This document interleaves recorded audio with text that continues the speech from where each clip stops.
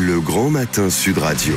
Il parle sur les réseaux sociaux et maintenant sur Sud Radio. Et on parle ce matin de la tentative de suicide d'Isabelle Balkany. C'est avec Céleste Brune qui intervient sur Twitter à l'adresse Anne_M. Oui, absolument. Bonjour Céleste. Bonjour Patrick, bonjour monsieur. Pourquoi vous voulez revenir sur cette tentative de suicide d'Isabelle Balkany, On l'a pris hier. Écoutez, je trouve ça dommage, je trouve ça dommage pour elle, mais surtout, ce qui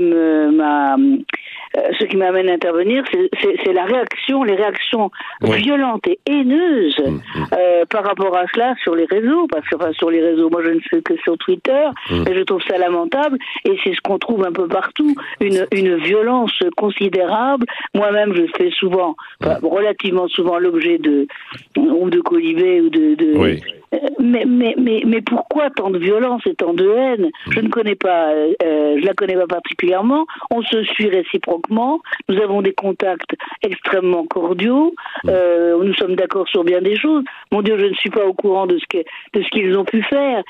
Mais indépendamment de cela, quand quelqu'un met sa propre vie en jeu, je ne sais pas d'où vient tout cela.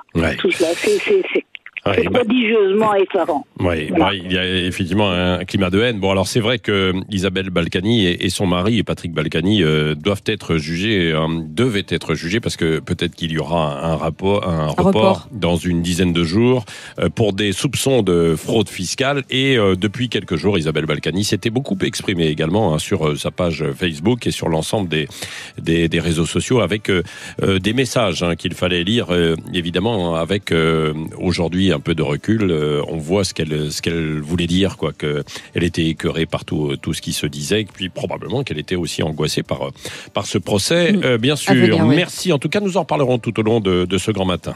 Et puis on évoquera pas mal cette actualité avec Marc Fesneau dans un instant, qui est ministre auprès du Premier ministre et chargé des relations avec le Parlement. Vous pourrez bien sûr commenter cette interview sur Twitter. Restez avec nous, 7h27, c'est le Grand Matin Sud Radio.